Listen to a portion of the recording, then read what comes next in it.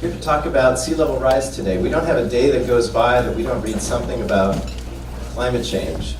And whether it's polar caps melting, whether it's fires blazing in California, whether it's coral reefs disappearing, or polar caps melting, or species disappearing, we have evidence all over the place. And there are those that continue to deny this or call it a Chinese hoax. Today's speakers don't have the luxury of theorizing or politicizing this reality. They work in the trenches of trying to address these issues and these effects. So we're here to hear what they have to say about that. Leslie Lacko, am I saying that right? Lacko? It's probably Lacko. Lacko? All right, there you go. Sea level rise planner, Marin County Development Agency. Leslie's worked in watershed and coastal management for the State Coastal Conservancy, the Alameda County, the San Francisco Bay Conservation and Development Commission, BCDC, and Marin County. She earned both her bachelor's and master's from UC Berkeley in environmental studies and environmental science policy and management. She began working on sea level rise at the BCDC, where she was responsible for developing the first sea level rise maps and corresponding state policies for building resilience to rising seas. She continues to work on sea level rise adaptation with Marin's Community Development Agency. We also have James Reyes, Senior Open Space Planner with the Marin Parks and Open Space District. James grew up in Southern California. Don't hold that against him. He received his bachelor's in environmental studies and political science from UC Santa Barbara. After graduating in 1984, he began working for the California Coastal Commission, where he evaluated federal projects for consistency with the California Coastal Act.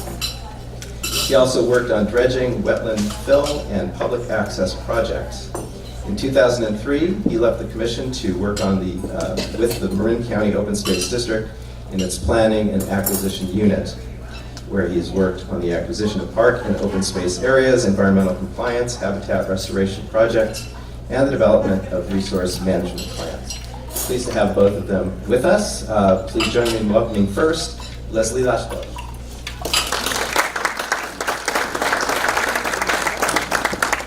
So hi.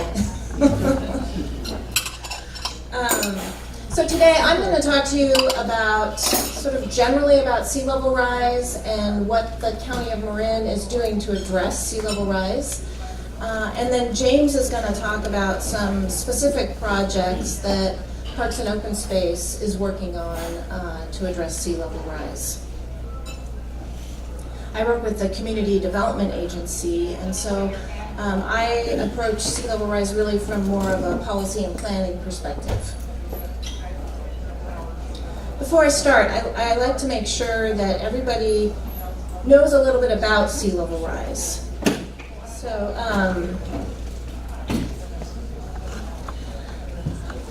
sea level rise is caused from two primary factors. As the planet warms, oceans also warm. And as they warm, they expand. So this is thermal expansion, right? And so far, to date, that's been the primary cause of sea level rise, is the expansion of water. But it's also caused from melting land ice and glaciers. So Antarctica and Greenland are the largest sources of land ice.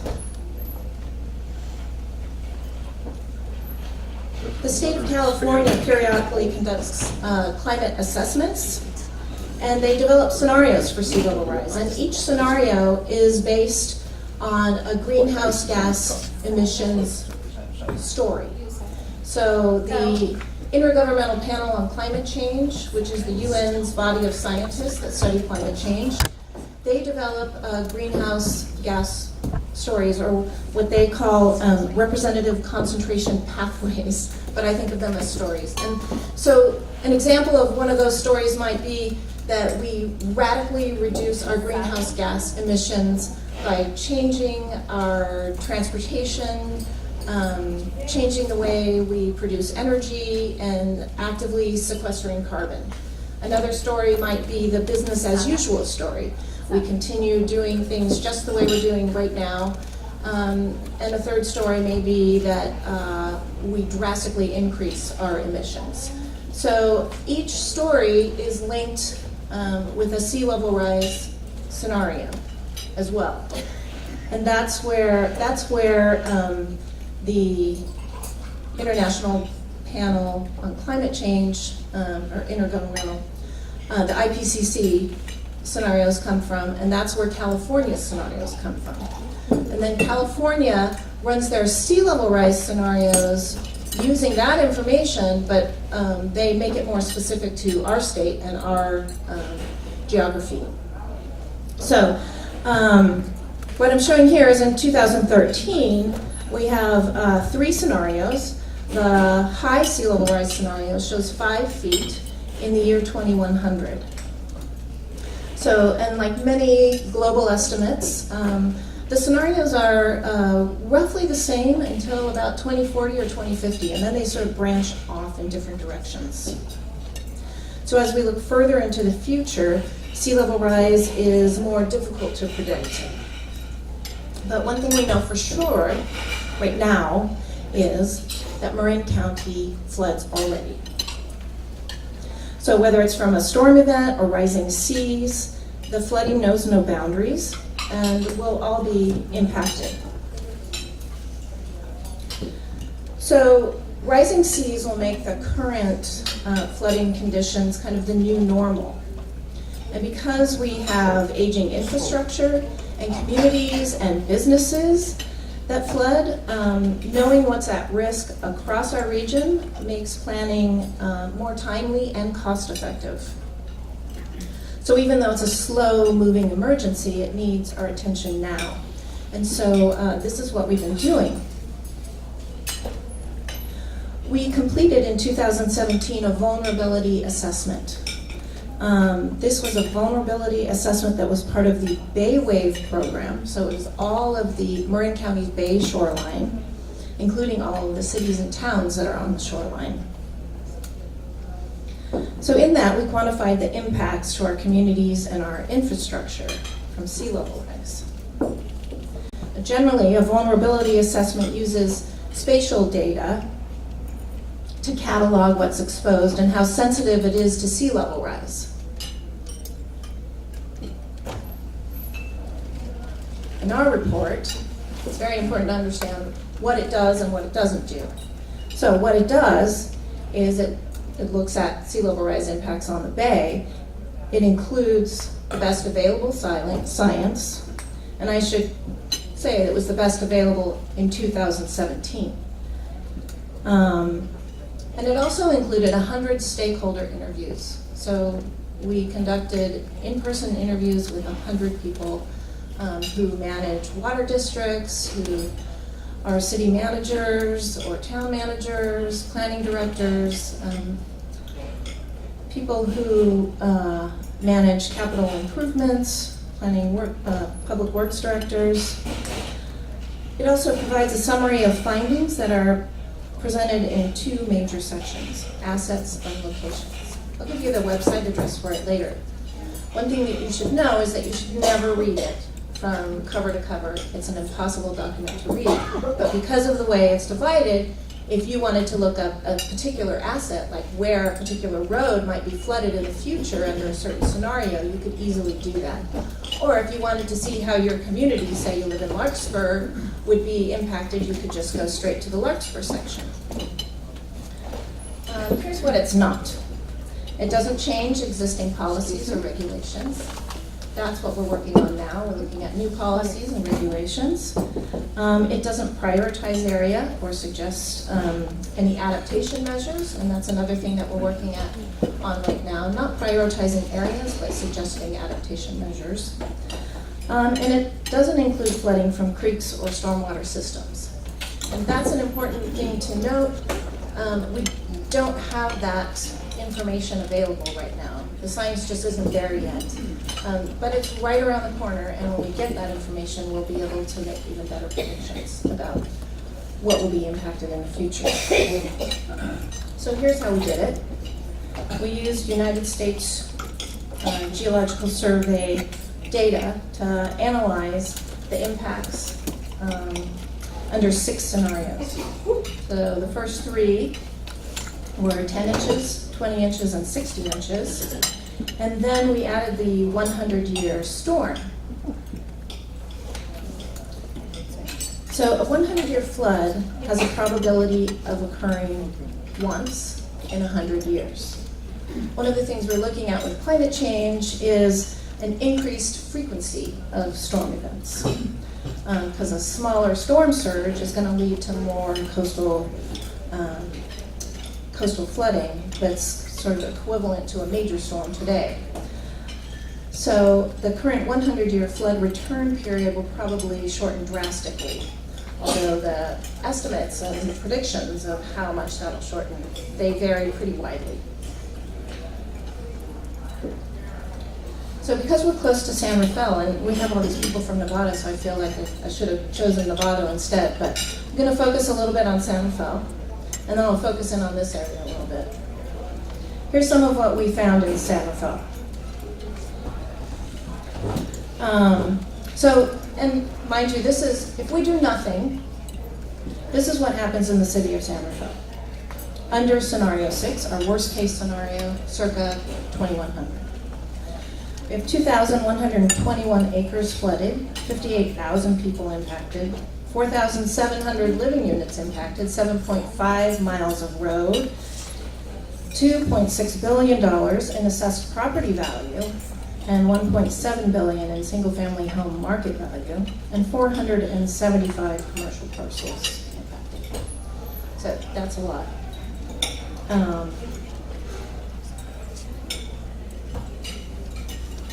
These are some of the things from the report showing those. This is one of the flood maps from our report. The areas that are in gray are sort of the areas that are not impacted by sea level rise, and where you see the blue outline, that is the 2100 scenario plus the 100-year storm. Excuse me. So this is what San Rafael looks like. You know, we're right at the top of this map here, where we are located here today. What happens in San Rafael, of course, doesn't stay in San Rafael. If you look at some of the transportation impacts, for example, here's Interstate 580, the corridor there. You know, flooding along 580 causes traffic congestion back into the East Bay and along Highway 80, and then also along Highway 101. And then also in central San Rafael, you see that the area where the SMART train station is also flooded.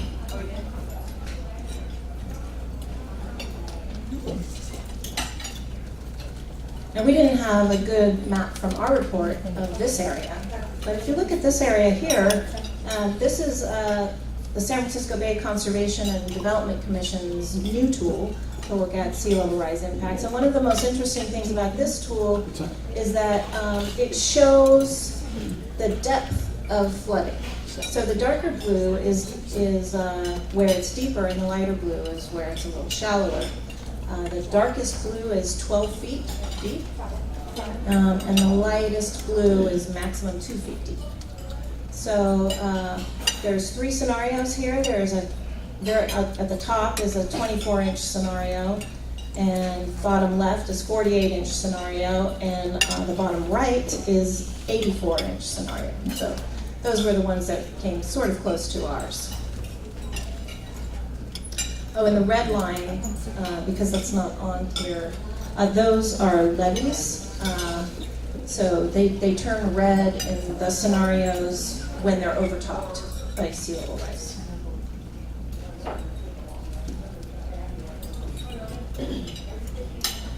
So, what did we learn from our vulnerability analysis? We learned that there are no easy solutions, that we can't afford to do nothing, and that There will be trade-offs, and we will all have to work together. So, here's what we're doing now. We're starting with a lot of outreach and informing people about the impacts of sea level rise. We have several programs. We have Shrinking Shores, which is a program that goes to different places along the shoreline and provides a physical demonstration of what sea level rise will look like. So you can see in the bottom center there, there's a sign that shows sea level in 2030 with flags delineating where that will be. And on that particular day, we also had signs for 2050 and 2100 further up the beach. We have a program called YES, Youth Exploring Sea Level Rise Science. So we received a whale tail grant from the California Coastal Commission to develop high school curriculum to study, for high school students to study sea level rise science, to learn about sea level rise, the science behind it, to learn how to use geographic information systems to map sea level rise. And part of that also was to look at adaptation strategies.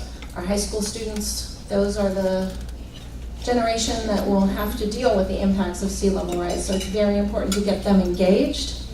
We often will bring to the classrooms the game of floods, which is in the bottom right corner there.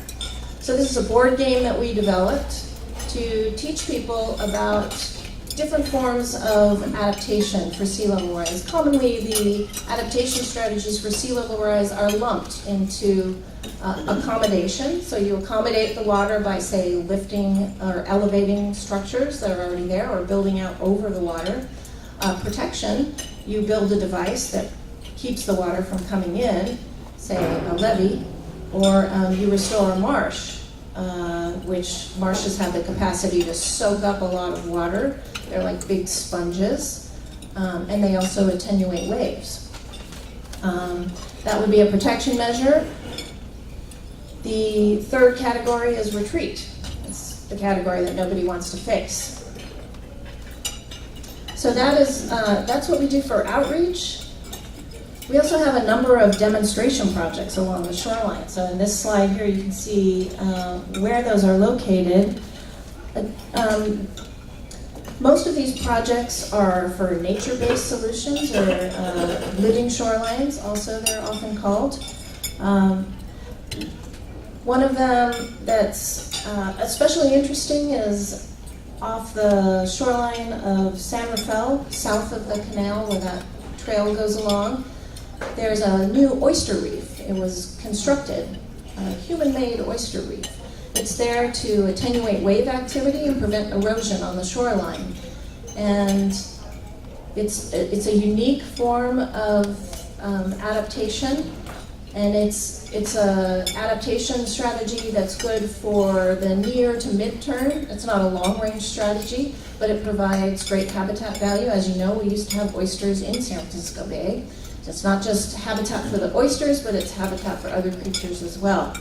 We also have a number of small restoration projects, and then we have some really large restoration projects, which are well beyond demonstration projects, and James will talk about some of those. As part of phase 2 for Bay Wave, which was the project that developed the vulnerability assessment, we have 3 projects that are just about complete. We have an Adaptation Framework project, which looks at a framework, is developing a framework to help us know where on the shoreline different nature-based adaptation measures will work best. So it's doing some very detailed mapping, looking at elevations that go well across the tidal flats, way out into the bay, and then up into the watersheds. And looks at where water ponds, where water might be susceptible to being blocked, or and it looks at where we can do restoration projects like horizontal levees. Horizontal levees are levees that extend way out into the bay and provide habitat up to a certain point. And then that habitat stops there. But it's a great way to raise the elevation of wetlands to keep pace with rising sea levels. That's one of the projects. The other is our Adaptation Land Use Planning project, which is looking at a number of potential planning policy changes. Right now, we have interviewed all of the planning directors of the cities and towns in Marin County. We've looked at general plans, and we've talked about what kind of tools are in use now and what kind of tools we might be able to use for future land use planning. We have some draft overlays for the shoreline that might be useful. It's all in draft form right now and is currently being vetted, so that's due to come out in a few months. Then we have a similar capital planning project, and both the capital planning and the adaptation land use planning projects provide guidance documents for our cities and towns. The capital planning project provides something that's a little more project specific for public works departments mostly that are working on specific flood protection projects. We also have our CSMART program, and that's in West Marin on the ocean side. So the CSMART program started before Baywave. They completed their vulnerability assessment. They completed an adaptation report, and they now have funding for 2 implementation projects, one in Stinson for a dune restoration feasibility study. It's not there yet, but we're at least doing a study to see if it's feasible. And then the other in Tomales Bay for a nature-based project, looking at restoring eelgrass as a way to attenuate wave activity in Tomales Bay. So at this point, I'd like to make sure everyone has a sense of what they can do, because that's probably what you're wondering. What can I do? I want to go back to our graphs. This is from 2008. So you can see here in 2008, the IPCC was estimating 3 feet of sea level rise in 2100. And then I showed you a graph from 2013, estimating 5 feet of sea level rise in 2100. If we come back here, you might recall that I said that thermal expansion was the primary cause of sea level rise to date. But what's happening now is that land ice is melting at a much faster rate than originally projected. So land ice is becoming the major contributing factor to sea level rise and is projected to continue to be the major contributing factor into the next century. In 2017, after our vulnerability assessment was released, the state produced a new report. Once again, their high was about 5 feet for 2100, but then they threw in this H++ scenario. They didn't give it a name, they just called it H++, to account for the fact that there is so much uncertainty that land ice is melting at a much faster rate. What they essentially said was, yeah, plan for 5 feet, but don't rule out 10 feet. So with that in mind, and it's very disturbing news, I would just like to point out that in all the graphs that I showed you in this presentation, there's a point around 2040 or 2050 where all of the scenarios start to diverge. Some of them are flatter, some of them go way up, but right around that time is when they start to diverge. And remember that those are based on greenhouse gas emission scenarios. So what I always come back to is that the first thing we need to do, well, we do need to plan for sea level rise, and we do want public input on that. First and foremost, we need to reduce our greenhouse gas emissions. So I like to leave people with some things that you can do. So, first of all, I'd like to point you to draw down Marin That's a program operated by our sustainability team. And if you just Google Drawdown Marin, you would find the program. Our sustainability team also provides a bunch of other programs as well. Here you can see some easy things. You can opt up to 100% renewable energy with your electricity provider. And I know you guys are going to have access to these slides later, so I won't try to read all these. But you can do that through MCE or PG&E, no matter who your energy provider is. You can turn off all your electrical appliances and install LED lights. These are really simple things to do. And they're also the California Youth Energy Services, they'll install them for you. So if you're not up to getting up on the chair or the ladder and replacing all your light bulbs, there's a number that you can call and arrange an appointment. And usually that's done by students, and they're most available during the summer.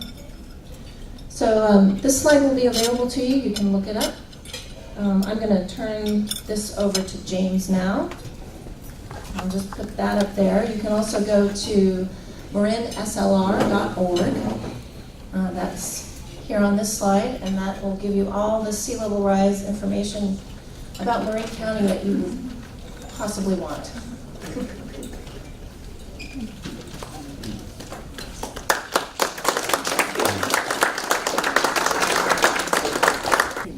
So my name is James Raives. I'm Senior Open Place Planner for Marin County Parks.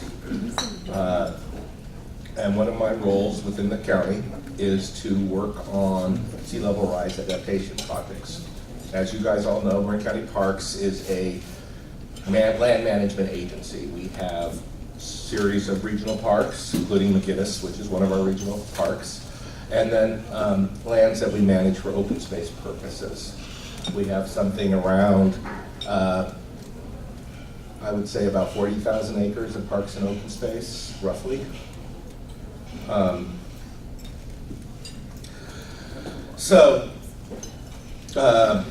Based on our quick review, we came up with a number that says approximately 83,000 acres of county of Marin wetlands are threatened by sea level rise. And that includes about 1,900 acres of land that is managed by Marin County Park. And Marin County Parks is working with our partners, which includes other county agencies, as well as state and federal agencies and nonprofits, including I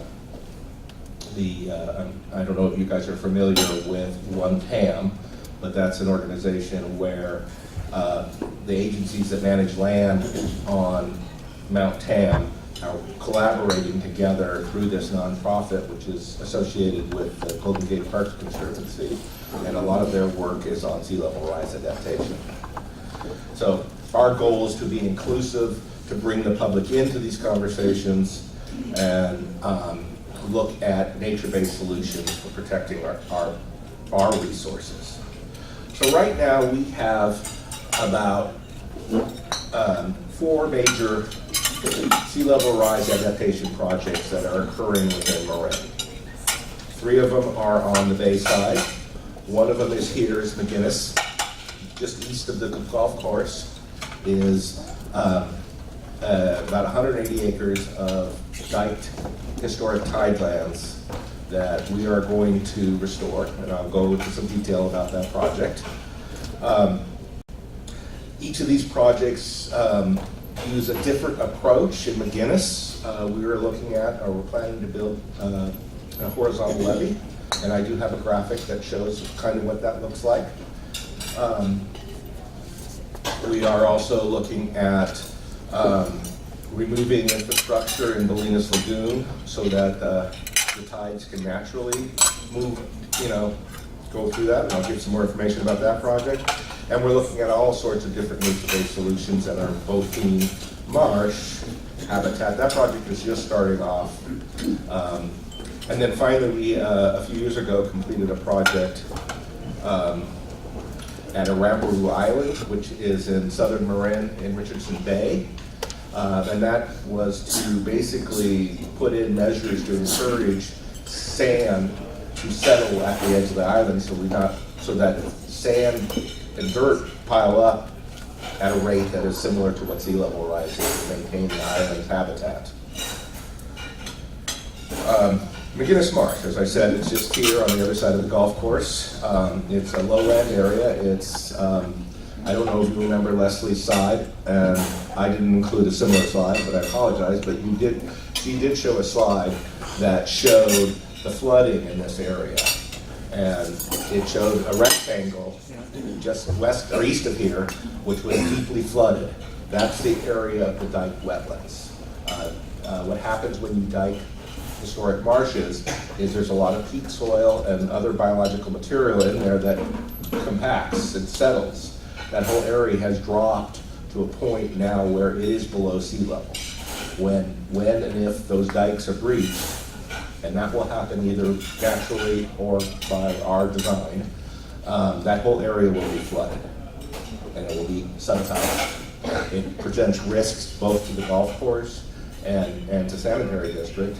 And more importantly, there's a lot of habitat out here for listed endangered species, such as the Ridgway's rail, which is formerly known as the clapper rail, the salt marsh harvest mouse, the California black rail, and we recently identified a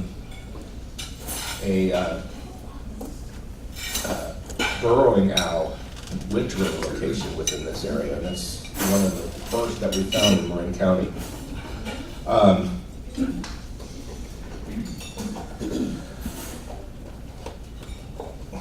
So this is a graphic showing the marsh location.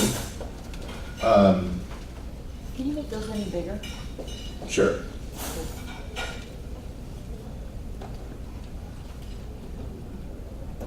So sorry. How's that? Much better. So, as I said, McGinnis Marsh is on the east side of McGinnis Park, and it borders both our park property and the sanitary district's facility, both of which are subject to the flooding as sea level rise increases. And I don't know if I can point this out or not, just for a point of reference.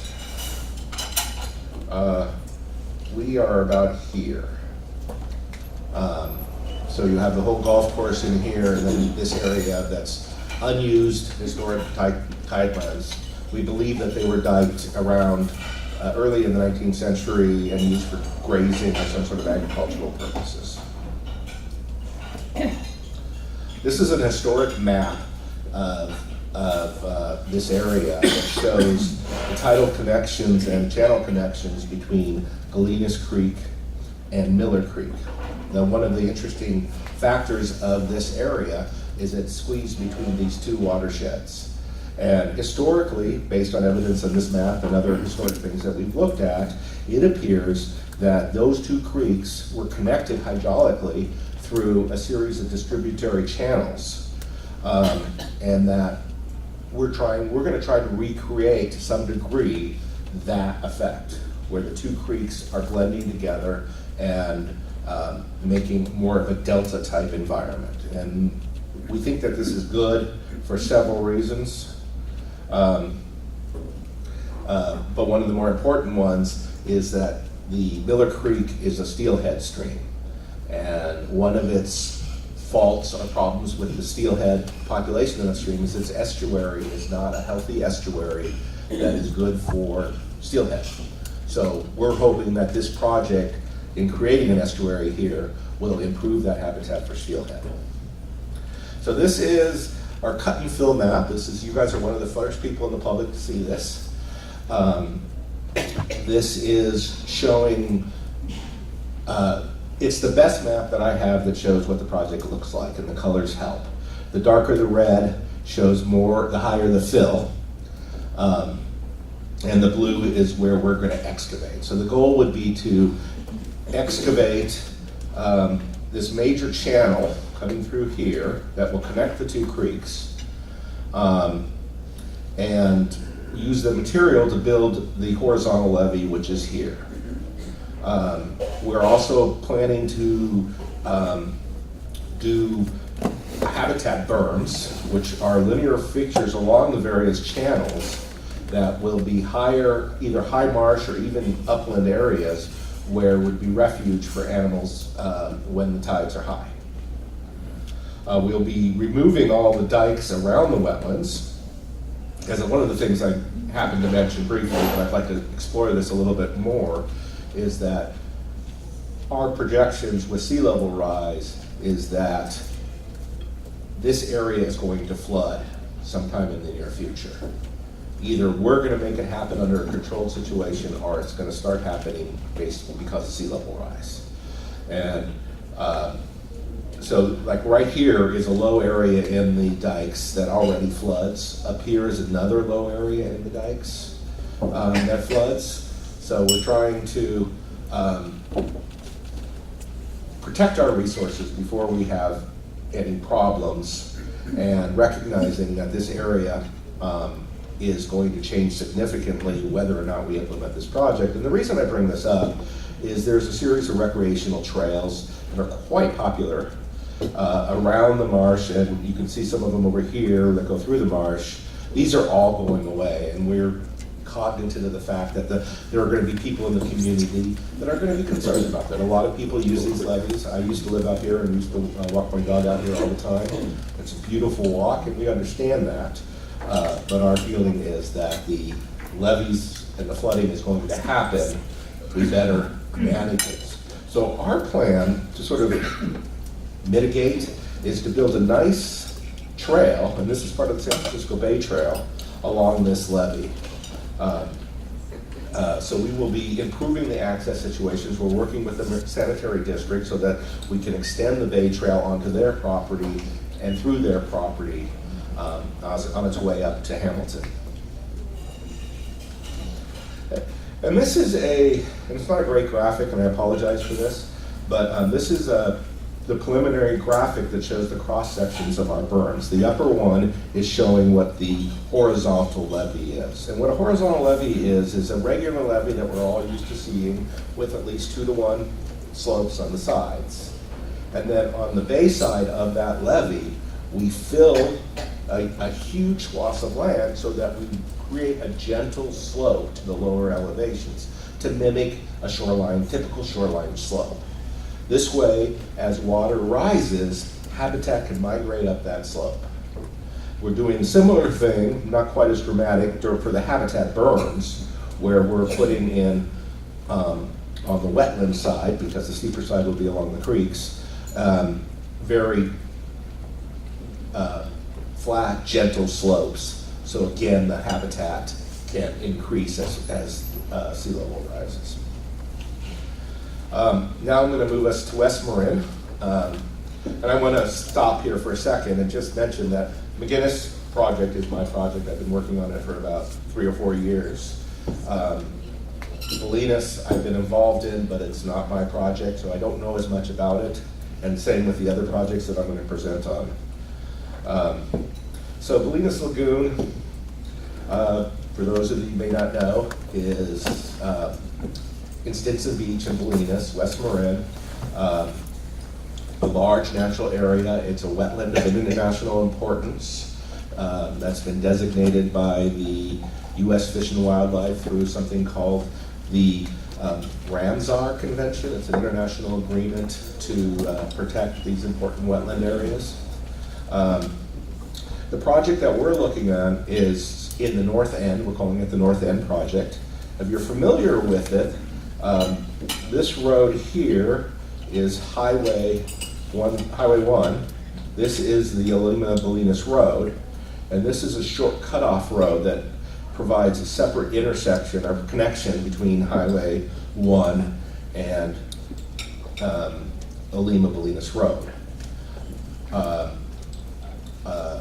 Other things to note is that Lewis Gulch Creek is a channelized stream that is parallel to the highway and then turns along Bolinas Road, just as it's basically a roadside ditch, and then turns, makes a 90-degree turn and goes into the lagoon, somewhere about here.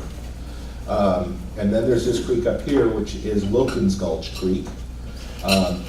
The watershed has been affected by historic agricultural activities in this area, and the overall plan will look at to restore both these watersheds and improve the hydraulic connection that occurs in this area to make a more natural situation. Part of the project, and I'm going to start moving over to the next slide, part of the project will be to remove, well actually let me go back, will be to remove this crossover road. So there will be only one road here. And this will allow this whole triangle up in this area to start functioning as part of the lagoon. It's mostly a riparian with some wetland habitat in there, so that as sea level rises, this area will become more wetland, and it will allow lots more accommodation places, and it moves the infrastructure out of the way. If you see this picture here, this is Lewis Gulch Creek. You can see that this is the road. It's just, as I said, a roadside ditch. This picture up here is showing, let me go down here. This is the crossover road. This would be removed as part of the project. And what we're showing up here is one of the things that we would have to do as part of this project is reconfigure the intersection to make it safe.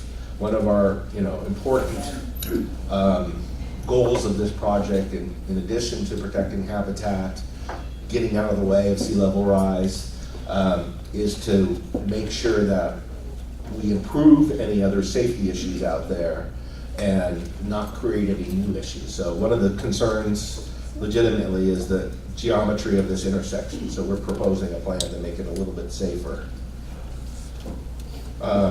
Moving back to East Marin, Bothene Marsh, which is in Mill Valley, southern part of Mill Valley, Richardson Bay. It is one of our facilities that have both park and open space interests, I guess. You can see the picture here of the bicyclists riding on the Mill Valley Sausalito path through the marsh. And you can see that it's pretty well flooded and it's not really a safe situation for our users. And by the way, this path, the Mill Valley Sausalito path, is the most visited park facility in Marin County. Marin County Parks, I don't know how it compares to like National Park Service, sorry. We have a challenge here, which is not only to do habitat benefits and design a project that will allow the marsh to adapt to sea level change. We have this pathway that bisects our marsh, and that is flooding, very popular facility, as I said. So we're looking into what do we need to do to protect that pathway? Is it going to be relocated? Is it going to be raised? How are we going to accommodate sea level rise? And as you can see here, it's a current problem for us. We've just initiated this project. We've done a series of public outreach meetings and are working on an initial kind of goal document for this wetland marsh. From that, we'll move into a feasibility study and look at our options for what we can do to improve the habitat and sea level rise adaptation for this area. Here's a map of Bothene Marsh. It's 106 acres. It's managed as an open space preserve. It has sensitive tidal wetlands and year-round habitat for hundreds of native birds and other wildlife, including ridgeways, rails, salt marsh harvest mouse, and a plant known as the point-raised bird beaks, all of which are listed as endangered or threatened. Nearby there, within Richardson Bay, is an island. It's actually an artificially created island called Rambaroo Island. It is on the east side of the Strawberry Peninsula. Parks owns and manages this as a wildlife habitat, but some public use comes, mostly through kayaks. We have, in cooperation with the Richardson Bay Audubon, we have built a project out here that put in log groins, which are devices that are perpendicular to the shoreline that traps sand as it moves through the water and increases and protects the island. The idea was to build up this sand base as a way of protecting the island rather than putting in, say, a seawall or a levee, and have it naturally fluctuate. So we've done the project, we're monitoring the success and working with our partners to make sure it works as intended. This is sort of a map of the area. You could note that this is Arambaroo Island, this is Richardson Bay, this is what the Richardson Bay Audubon Sanctuary. So this island is just outside of that sanctuary, but it does provide important habitat. Here's some pictures of the island. We've had an increased use of elegant terns. I don't know what this species is, but it's obviously a chick, hopefully recently hatched on the island. So it seems to be working. Our habitat benefits out there seem to be improving. We're continuing to monitor all sorts of factors and working on any kind of management things we need to do to continue with that. And that will end my presentation.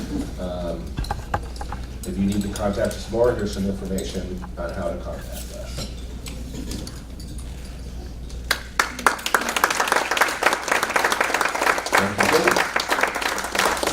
Okay, so we will open this up for questions to either of our speakers. Anyone want to start? Okay. No? Yes, I was wondering, we've just completed. Two people talking, I'm sorry, go ahead. Well, the Hamilton project is now completed to let the water in. Was that consistent with the work you're trying to do to prepare for sea rise? Is that mic on? No, but I'll turn it on. So the answer is yes, and there's a story in there. There are several projects that are occurring in this area. There's Hamilton, which is a completed wetland restoration project. There's the McGinnis Marsh project. There's also some work on Novato Creek that our Department of Public Works is doing around Deer Island that will look at restoration opportunities down there. So we have about a 7-mile stretch of bay line that there are about 3 or 4, actually I forgot to mention one, the Coastal Conservancy, State Coastal Conservancy is planning a project at Marin Keys 5, which is was formerly part of the subdivision and now is owned by the state, and they're looking at restoring habitat there. So we've had these several projects, and all of this is next to China Camp, which provides some really outstanding native natural wetland habitat. So this stretch of coast either has some pristine habitat at China Camp or is under restoration projects for most of it. So they are working together. Many of them are similar into how they approach the projects. And yes, I think the Hamilton project and our project will work well together.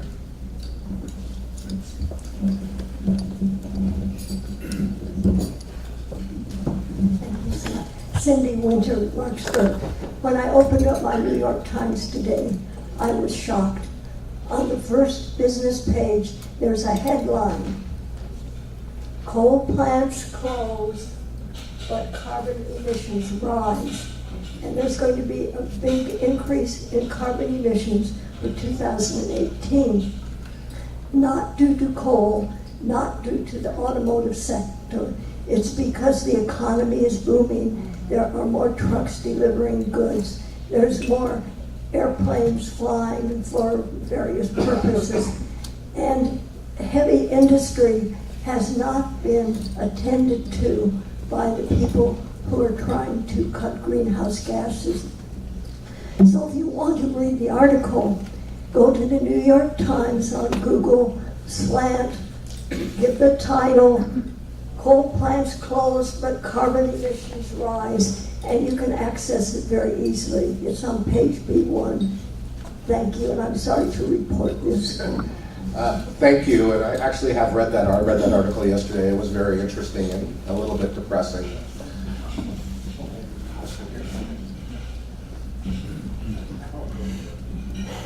Are you getting larger animals like the seal hollow? For example, the rabu? Yes, and I unfortunately don't have the data. I haven't looked at the data, but one of the purposes of the project was to improve the area as a seal haul out. I don't know how successful that part has been. Sorry, but if you want to contact me, I can find out for you. My name is Bill Lindquist. Leslie, at the beginning of your talk, you mentioned the IPCC several times. You also used the word denier, which is a derogatory term for anybody who questions the climate orthodoxy. That should not be used by a serious scientist. I'm going to show you a little graph. The red line is an average of 100 IPCC climate models for projections of the temperature into the future.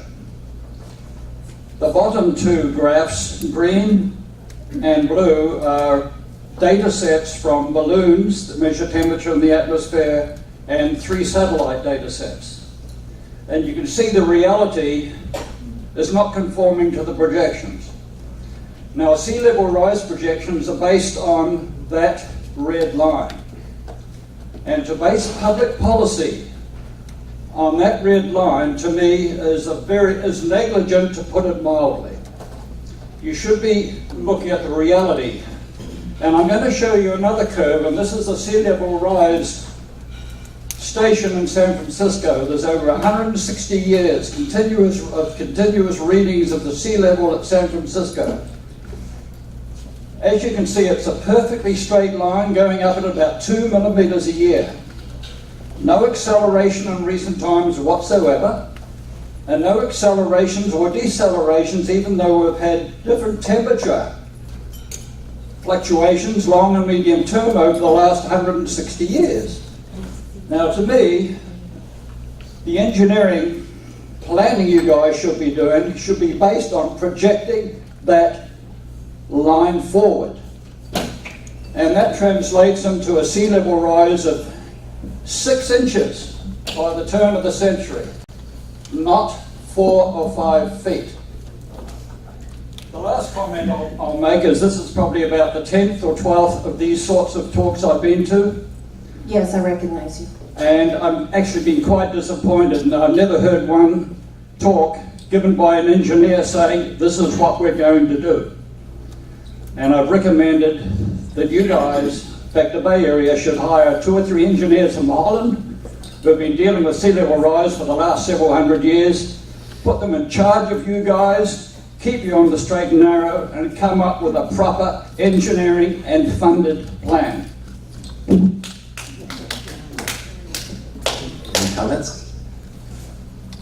Yeah, I'm familiar with the Fort Point tide gauge. It's the longest running, continuously running tide gauge in the United States.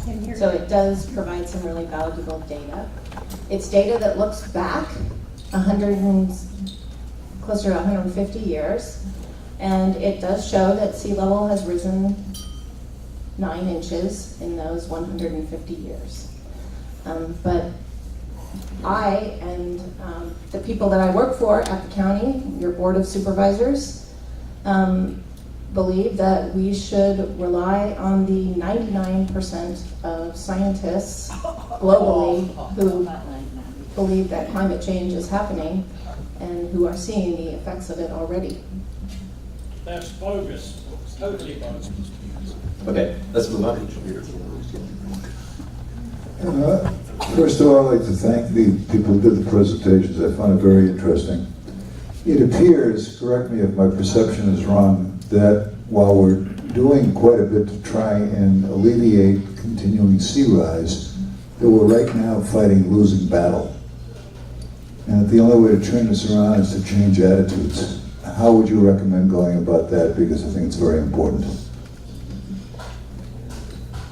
I think the community outreach focus of our program is really important for that. And it would be great to have more funding to do more community outreach. I've applied for several grants recently, and I'm waiting to hear if that's going to come through. But public outreach is the best possible way to change people's attitudes about how we adapt to sea level rise. And one of the things that people talk about a lot is managed retreat. And it's a really difficult topic to talk about, to think about, to plan for, because nobody wants to think about leaving their homes. And I'm not sure that the county will ever head that direction. I'm not saying that they will. But if people have a better understanding of what we might expect in future years, then we might be able to at least start discussions that look at retreat. And that we're not talking about people's homes, we're talking about retreat where it makes the most sense. We have a lot of open space on our shoreline, and we might want to use that to plan for future tidal marshes or places where water can come in to the shoreline. Hi, I live close by, right along Miller Creek, and very interested in your restoration plan. I noticed that you've got dikes and levees and, well, what you described, but you didn't mention how that's going to affect land immediately to the north and immediately to the south. Of course, we have this airport and all of Santa Felicia that we should be concerned about. And then I think the Silveras and the St. Vincent's will be very interested as well, what it's going to do to what you project will happen to their property. Let me take this one at a time. The Silvera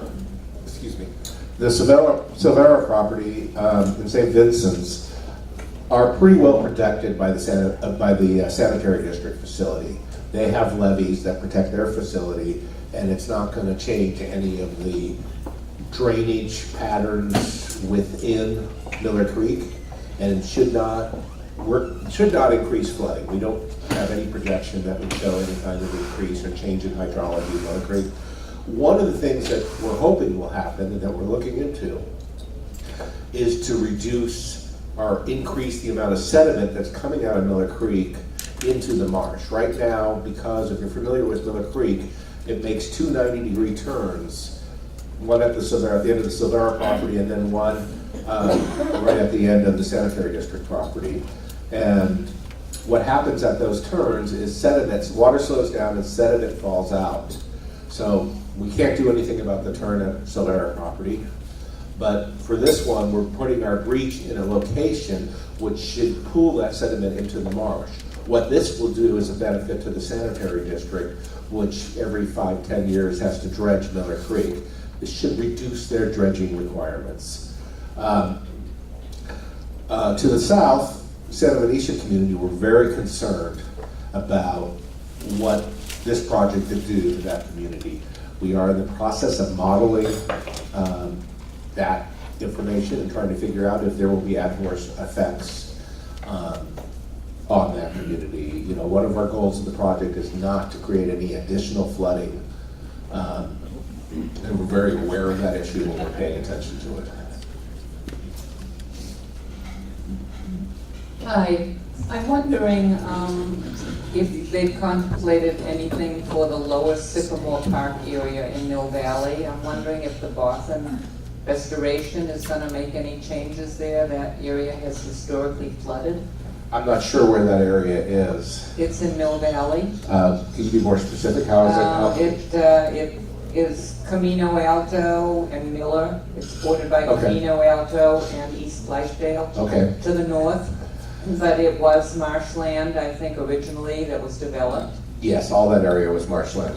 Right. So is the both Boston restoration, is that going to do anything to alleviate flooding in the future? Or? The answer is we don't know yet. That project is really just getting off the ground now. And the only thing that we've progressed with is a series of community and stakeholder interest group meetings to get input from the public about what our goals for the project will be.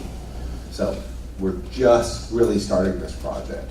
So we don't know what it's exactly going to include. We are working with the city of Mill Valley. They're one of our partners, as well as many of the community members that live around the marsh. We will continue with that, and our goal is that it will help with flooding in that area. Whether we'll protect that park or not, I do not know at this point. Other questions? I have one while you're thinking about it. And I guess this is mostly for James. What is the projected budgetary impact of all of these projects that are being proposed and contemplated? Good question. So we're estimating that, for example, the McGinnis Marsh project is going to be about $10 million. What we have funding to do with that will come mostly from state and federal agencies through grant programs. Also, the voters from Marin County have very generously passed a sales tax that supports parks and open space, known as Measure A. That money will also come from that, or the project money will also come from Measure A to support that. So it won't affect the county's budget or the open space district's budget directly. It's only using money that's earmarked for these types of projects.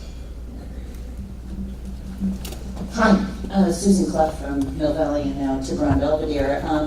I wanted to ask you particularly about Botham Marsh and some of the other things that you're mentioning where stormwater is such a big deal. I mean, we live on the side of the mountain and all the water comes down, passes our house and ends up into the bay.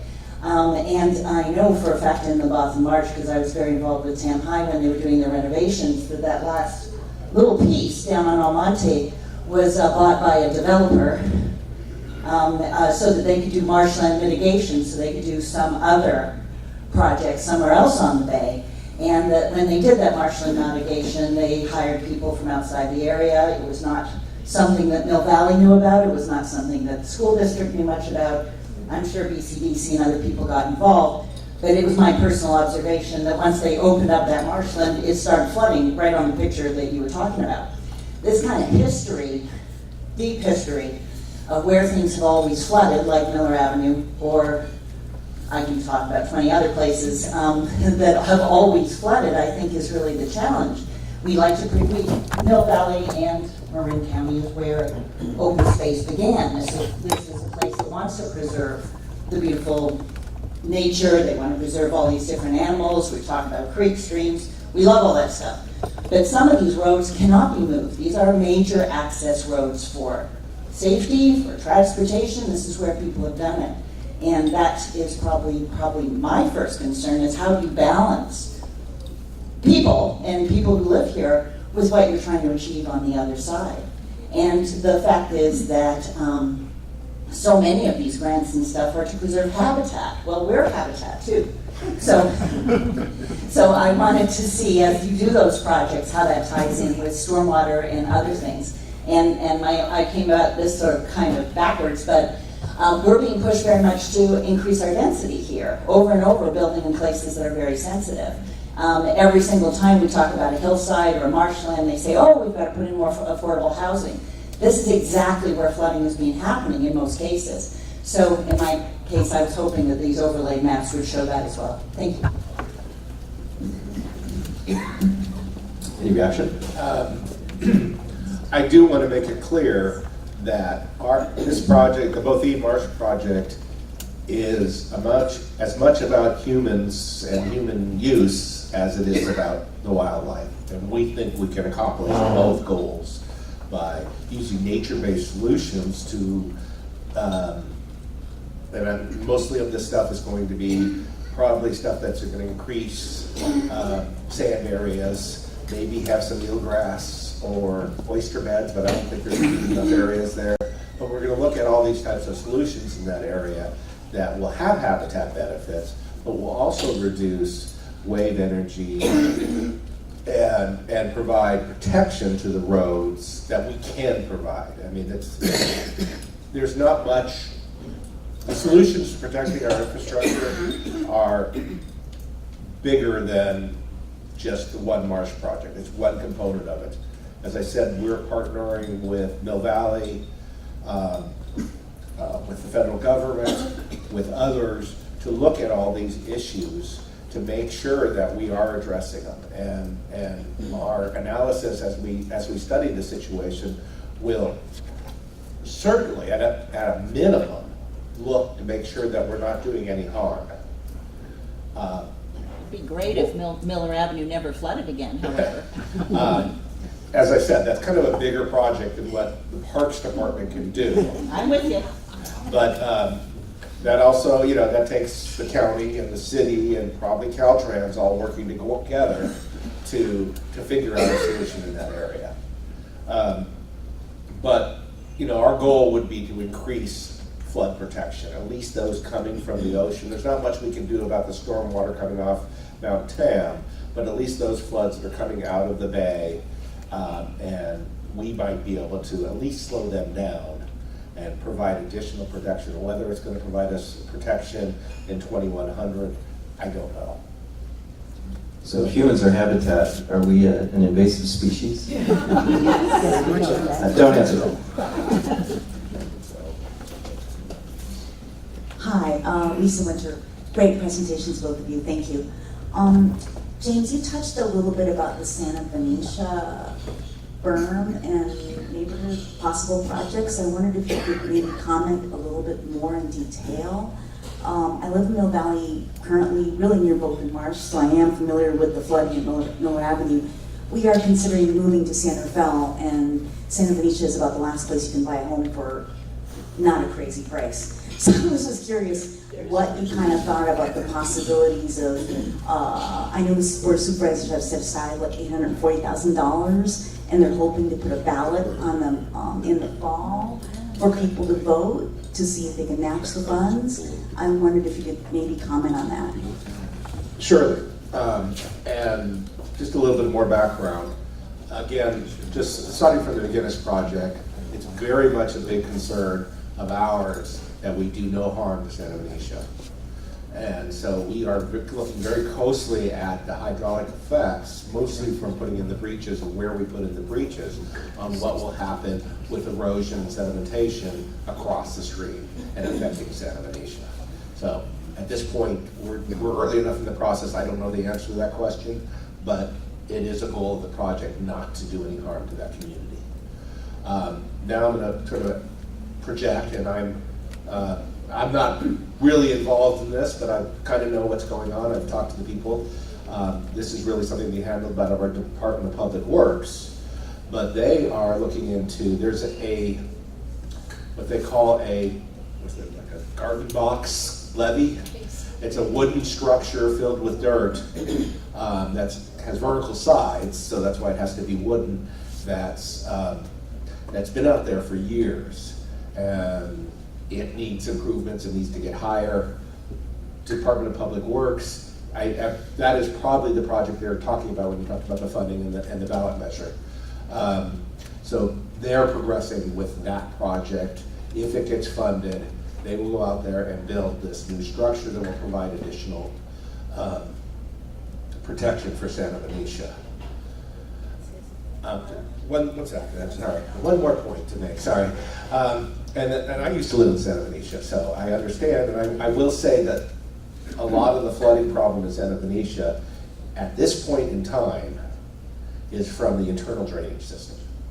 The pumps and pipes, that area has settled a lot, continues to settle, which is unusual.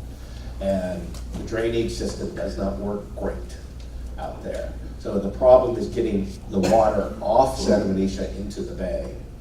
At some point that will change, and the problem will be the bay coming into Santa Venetia. I will note that the flood zone rating in Santa Venetia is the same as if it were San Francisco Bay. At least when I lived there, it was. Yeah, just the other thing I was going to add about the Santa Venetia situation is that there isn't agreement within the community about the best potential strategy there. So that's one thing that the Department of Public Works is trying to address as it tries to move forward with that. Okay, we're kind of getting to the end. If we have one or two questions, we might have time for those. Go ahead. Hi, I'm Betsy Clark from Larkspur.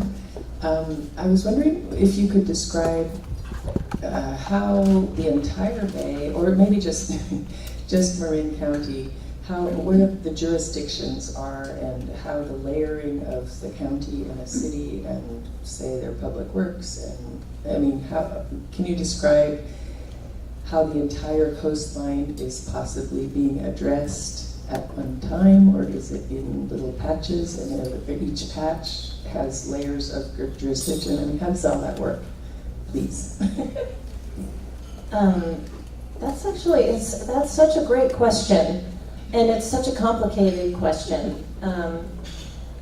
Marin County has jurisdiction over Marin County.